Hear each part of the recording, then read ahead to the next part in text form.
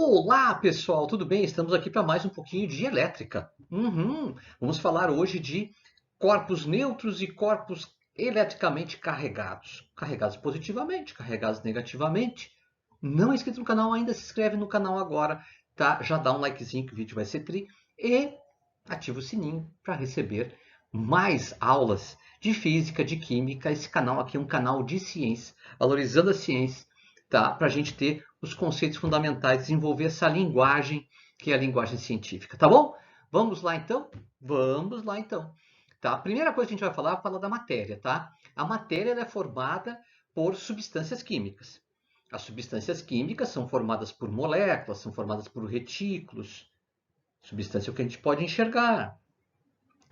Moléculas só se estiverem unidas. Uma moléculazinha sozinha eu já não consigo enxergar, porque ela é muito pequenininha. Os retículos, se forem grandes, eu consigo enxergar. O retículo é interessante, ele pode ser visível a olho nu.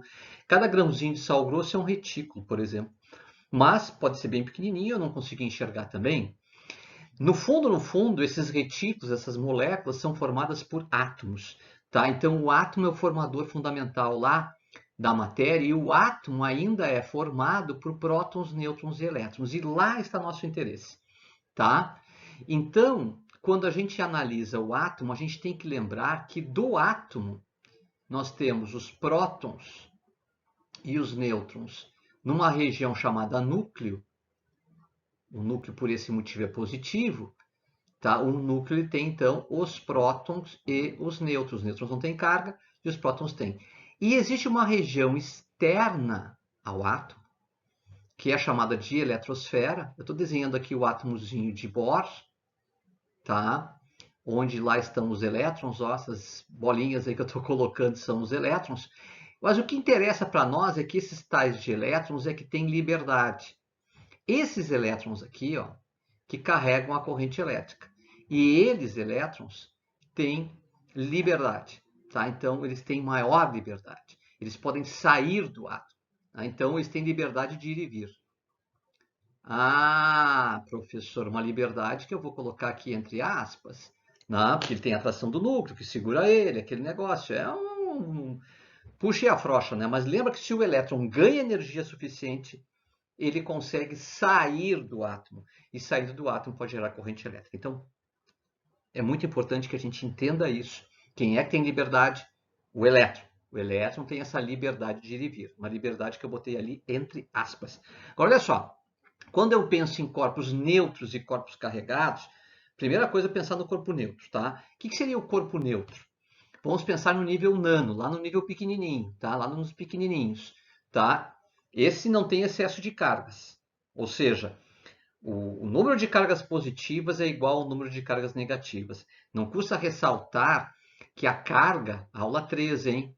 Que a carga de um próton em módulo é igual à carga de um elétron em módulo. Aula 3, a não assistiu tem que assistir aquela aula 3, tá? Então, quer dizer, nesse caso, o número de prótons é igual ao número de elétrons. Então, se eu pegasse um gráfico em colunas, por exemplo, de cargas, certo? O número de prótons e o número de elétrons seria o mesmo nível, certo? Então, nós temos o número de prótons igual ao de elétrons. Não houve nem ganho de elétrons, nem perda de elétrons. Olha o que eu estou falando. Não houve nem ganho de elétrons, nem perda de elétrons. Então, esse corpo ele está neutro. Tá? Gera campo elétrico? Não gera campo elétrico. Tá? É muito importante a gente entender, um corpo neutro não gera campo elétrico. O campo elétrico só vai ser gerado se nós tivermos excesso de cargas positivas, excesso de prótons, ou excesso de cargas negativas, excesso de elétrons. Tá bom?